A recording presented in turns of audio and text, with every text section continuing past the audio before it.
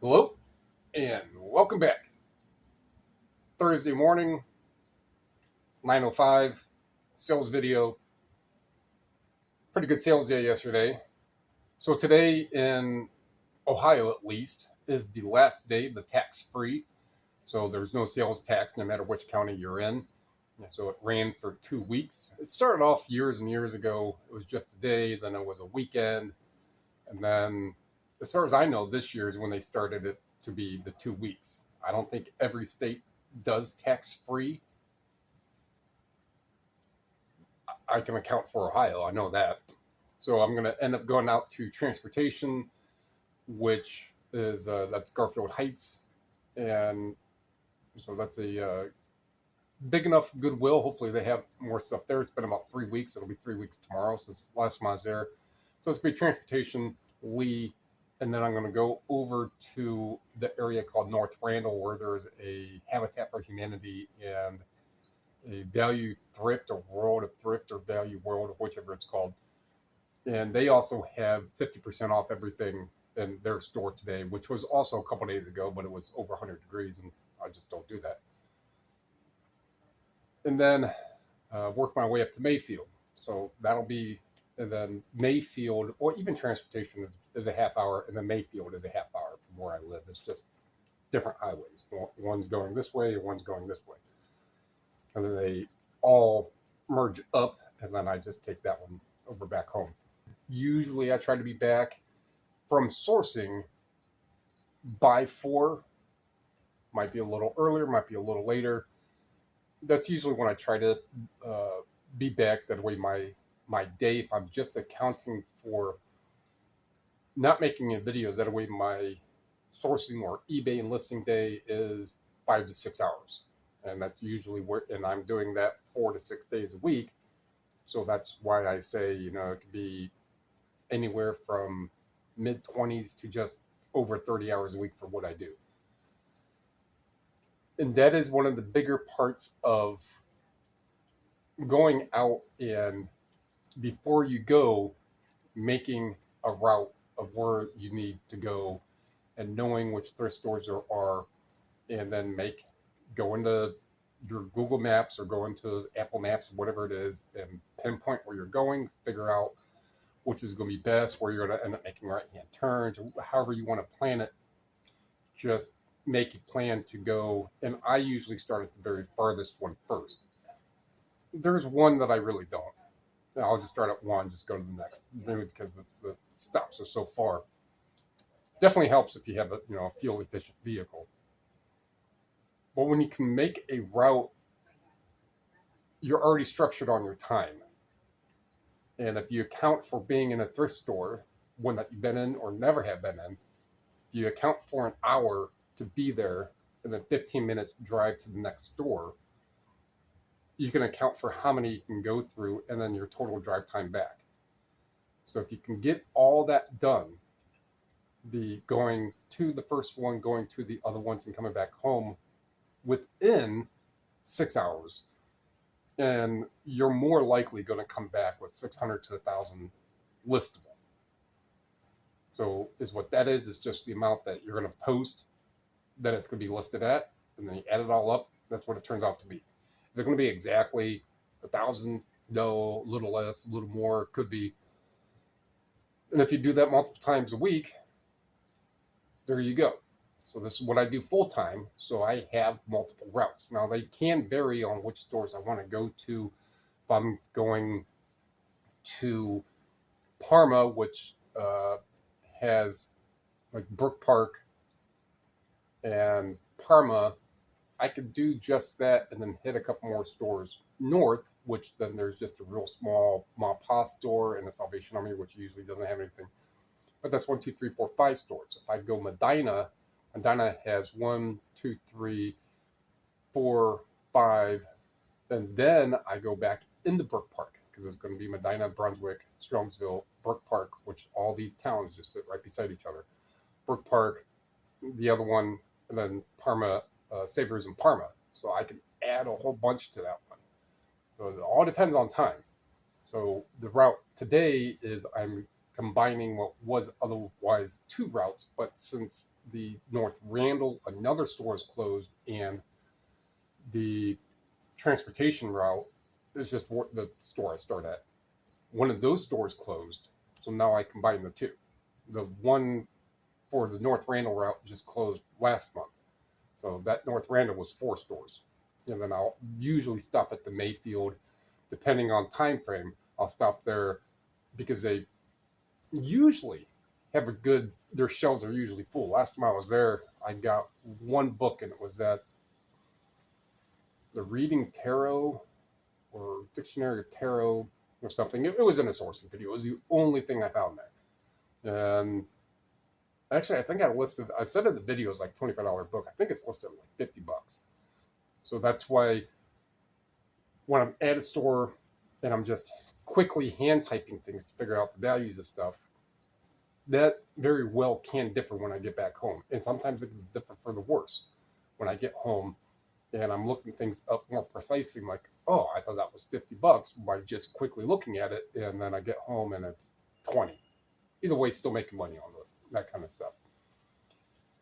So I'm not going to go too crazy on explaining routes, but that's how I do it. I just want to re-explain that I have a quasi structure on which stores I'm going to, and I know, and then after you go there plenty of time, you just kind of, you get that feel. And when you get more knowledgeable, more experience in going to these different stores, and you know what you're able, still even on a rudimentary, you're still able to pick up on which books to just cursory. You could sit there and you could scan everything if you want, or if you just find things that you've already picked up on, or strange, or different, or unusual. Those are the little things that I grab. Now, as for CDs, I will grab a whole stack of 15 in my hand and just go through them. If it looks different, looks strange, set it down and scan it or look it up. DVDs, usually I'm just eyeballing the titles. So in between the eyeballing and just sorting through a couple hundred CDs, I'm in stores not even an hour. Some can be a little longer if they have a bunch of new stuff. I don't have to hand type a lot of stuff. But that's where I can account for going to 6 or 7 stores, and it could be an hour away, and I could be back within 6 hours, maybe 7. So the point of that is, if you want to get a little more into selling physical media, one of the bigger parts is going to different stores or different locations, wherever you get your inventory from, knowing your time frame, and not spending 3 hours in the store scanning everything. Yeah, I'm leaving money on the table. I very well could be passing up a $100 book, but I doubt it. Very, very highly doubt it. Could I be passing up a lot of $20 stuff? Yeah. Do I like grabbing a book and then looking it up and seeing it's $20 as opposed to 10? Yeah. Am I going to keep that $20 book in the cart and bring it home and list it? Yeah. Am I going to sit there and look for every single $15, $18, $20 book? Fuck no. No. I get enough, and I do what I do. And as someone commented, a frequent viewer commented, I beat to my own drum. I have my own methods. I have my own system of what I do. And so far, it seems to work fair enough. And I've been reselling I've been reselling for decades. But I've been reselling physical media full time for a little over 3 years. And it seems to be working the way I'm doing it now. Could I have a whole lot more? Sure. But that's not really. The slower growth is better because you can know how to pace yourself, as opposed to starting off with a whole lot and getting inundated and then floundering. And I was watching another, which I usually don't watch. Well, I just don't. It just happened to stumble on the channel. And their whole promulgation was, oh, just go out and get a $50,000 loan and buy your stuff. Big problems with that. It can lead to big problems real fast. So I think I've rambled on, 10 minutes. Way too long for this part. So it is a sales video, so I'm going to go through this stuff here real quick, go from there. All right, let's find out what I sold.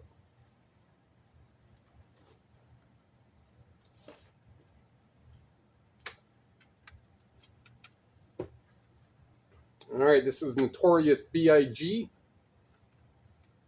promo. You're going to see promos typically don't have a barcode. Clean. No. This one does have a few minor scratches on it.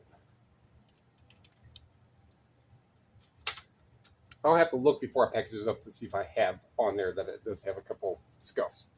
If it does, I can probably just throw it up to the surfacer. But $30.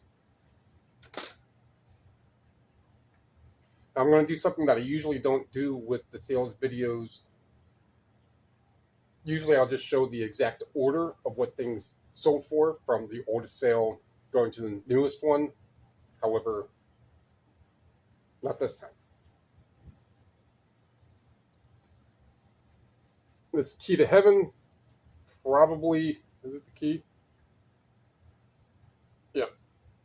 Just got this one maybe a week ago. $40. 40.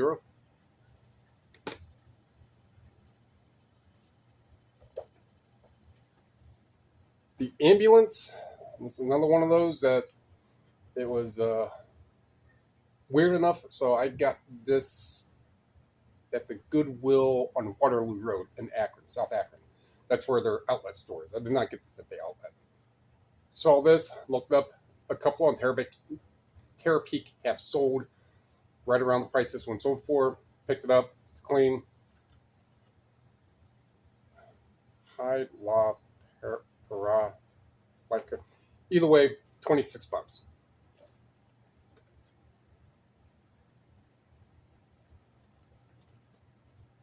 It's bad. DVD, 17. Yep.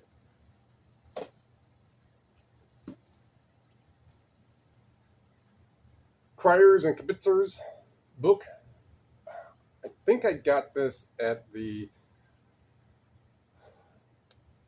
Habitat for Humanity in Eastlake when they just had like tables and you could fill a bag of books. They still have fill a bag of books, except for now I think it's $3. But you could just fill a grocery bag for $2. So when I looked this one up, it was probably way more than what it sold for. But it's still sold. Even at that, it's going to go the medium ale over 1 pound, which is going to be like $5. After everything, I'm only making a few dollars on it. But it's better than many months later and it gets called and thrown out. And it gets put to use and it's not in the landfill. But this one for $10. It's a little bigger book, right?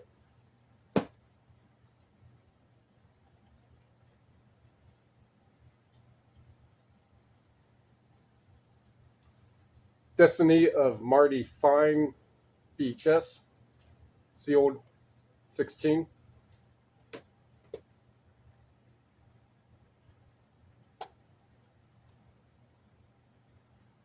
The video collection, I want to say it's a Juggalos, Twisted, Blaze, ROC, Luxmaster,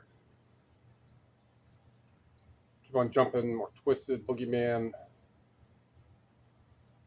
I think this one's just a Twisted. And then I got some of Twisted and ICP down at Amelia's, which she's closing permanently this month or next month. But 18.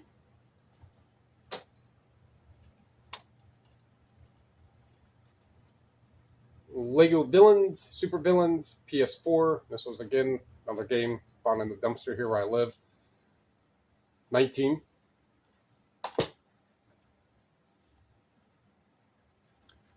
In time for what probably brought you guys here. I mean, most of my regulars are going to come and listen to whatever I have to say anyhow, which is good. I try to explain things to where it'll help you so you can help yourself and you can help others, right?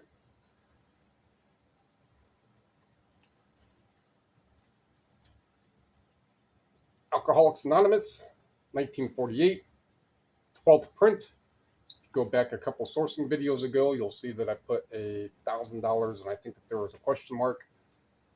And if you listen to yesterday's, I want to say yesterday's sourcing video, I was explaining, no, the sales video. I was explaining, like, if I name a price, one of the videos, if I name a price, it's going to be based off of the top handful of highest ones through Terapeak. So if I could see that they have sold for that price range, then that's usually what I'll say. Do they always go for that? No. Are there a lot of things that I need to price that are more appropriate and more accommodating of more recent sales? Yes. So the price that this sold for is the more common higher price of within the past year of what these have sold for. Well over a year and up to 3 years, the 1,000 range, even 800 range is few and far between. Very few and far between. So could I sit on this and wait for this specific book, exact version of it, which sells maybe one every 3 months at this range, this price range? Could I have waited for another year to get another $100? Yeah. Well, one in the hand is better than two in the bush. So that means what you have now is better than what you're looking at and you don't physically have yet. So would I prefer to get the $650 for this, or wait another 8 months or a year to get 800? AA, the older versions, and a lot of this kind of stuff can still sell well. Now, strangely, when I was at the Madison Goodwill, they had 2 third editions and 1 fourth edition. The day I sold this, I saw 3 more. That's all. Didn't buy. But those are third and fourth editions, which are only like $10. So not the same as 650. This will get put in a regular non-padded envelope, and then I will kind of make it nice and snug so it doesn't slide around and pull any of this dust jacket anymore. And then it will get put inside the bubble envelope. That way, when I slide it in the bubble envelope, the dust jacket isn't getting torn up. And then that will be, I'll put a box and I'll wrap a box around it, and then it will most likely get another bubble envelope over all that. So it'll be bubble, box, bubble. So what this is right here, it'll be like that total. I went ahead and did a pre-price for shipping, and yes, it's going to get extra insured, and I think it's like $13 extra to insure it on top of the $6 something to ship it.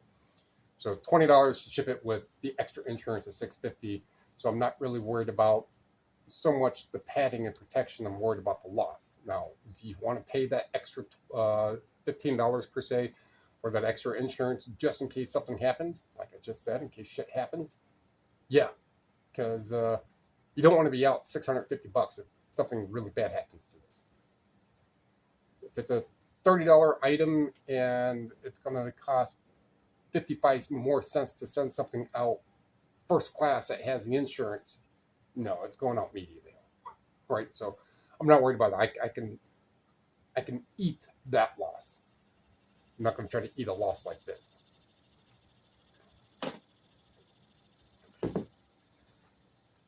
So most of the videos that I make, they're really not full out explanatory to where you're going to get everything in one video, or I'm not going to focus on one thing in one video.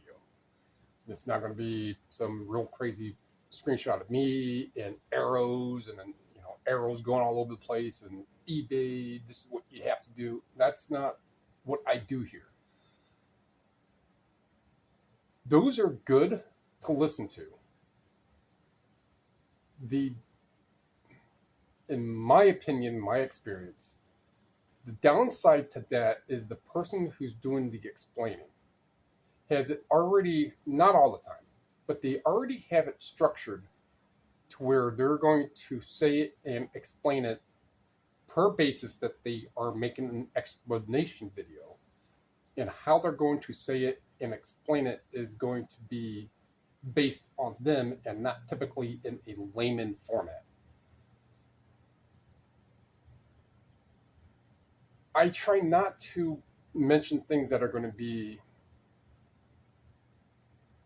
confusing. Some things maybe, but I want to be able to just make it, hey, these are the things that I'm out looking for. And if you're listening to the sourcing videos or the sales videos and there's specific topics and genres and things that like, you know what, I only want to, I only want to sell physical media that's $40 or more.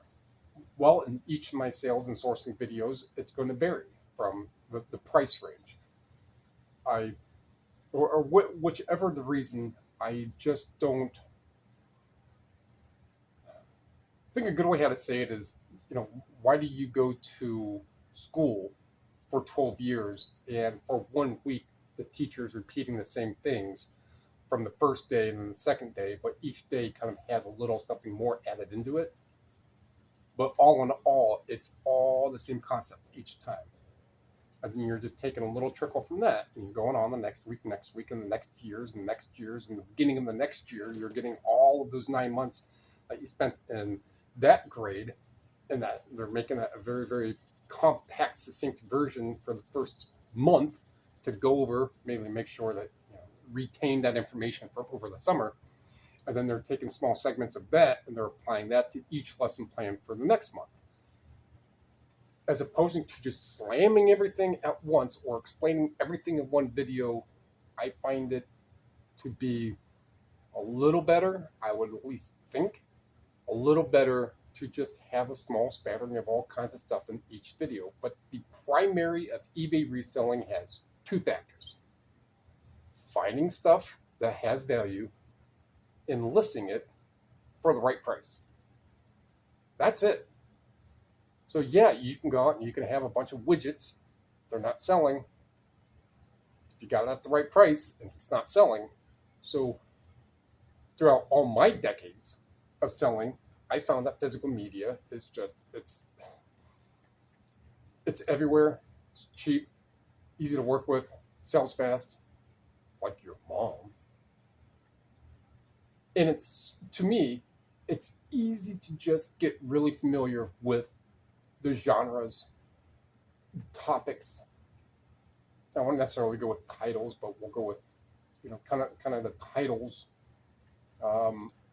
Looking for those words, looking for the feel, the texture, the font that's on books, even with DVDs. There's a lot of them that I pass up.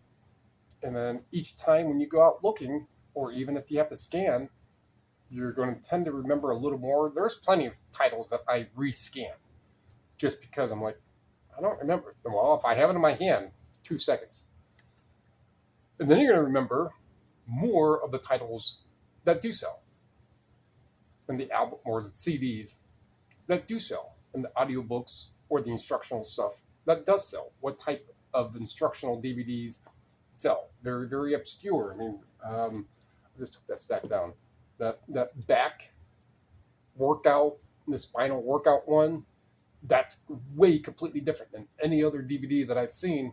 Looking at it, yep, it's definitely within self-care, self-help, exercise, fitness, a lot of exercise and fit. I'm not talking about going out and buying every single Tony Little and Linda Fonda stuff, Jane Fonda.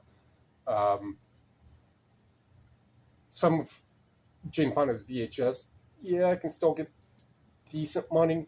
The 2-pack sealed is probably like $40. So I just want to explain in basic form, in basic terms. My videos aren't the same as what a lot of other resellers have. And I chose to do my format completely different. Because I think explaining in a basic way, sometimes a little more sophisticated, sometimes a little more too explainy, sometimes a little more with a different lexicon, different, like, bigger words, if you will.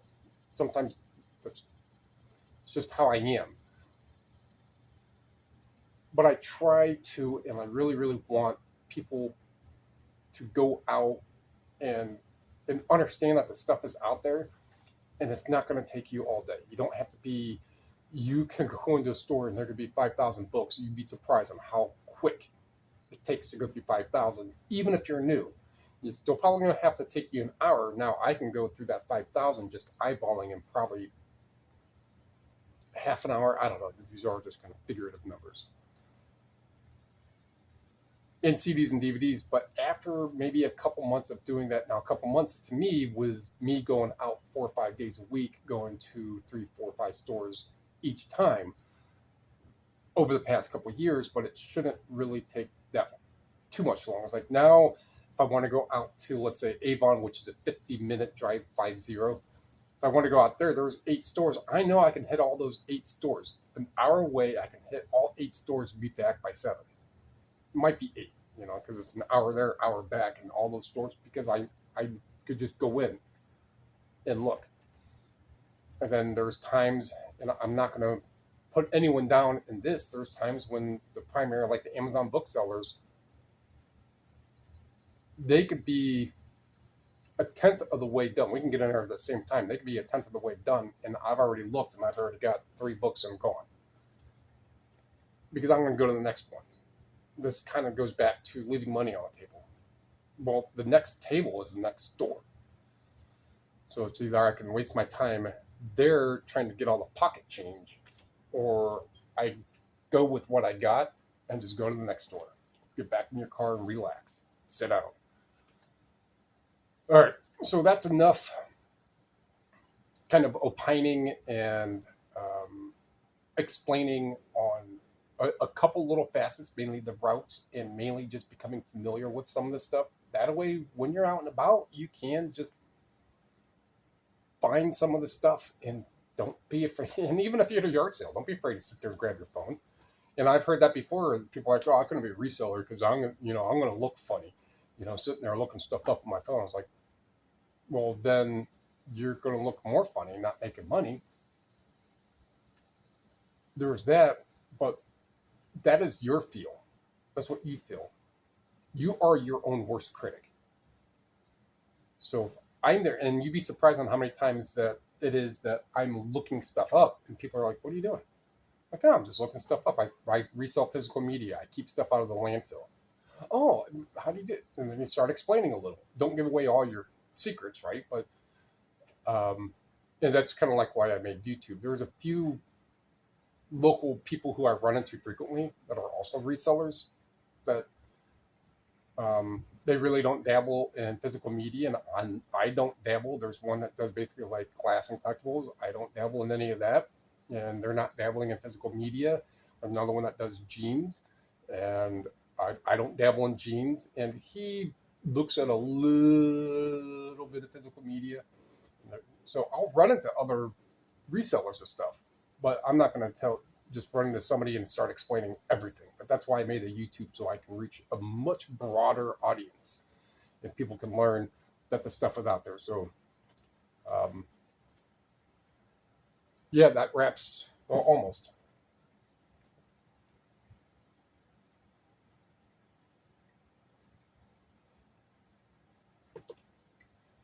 So that is 9 orders going out for 882. Works for me. All right. Get this posted, get this stuff packaged. Got to those stores, be done. Well, back here, maybe get some listings done, pictures done. All right. Like what you heard, like what you saw, like what you learned. There's quite a few things in this one. Something lets me know at least you started the video.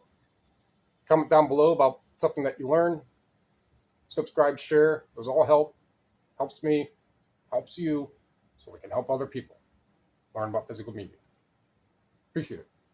Thank you.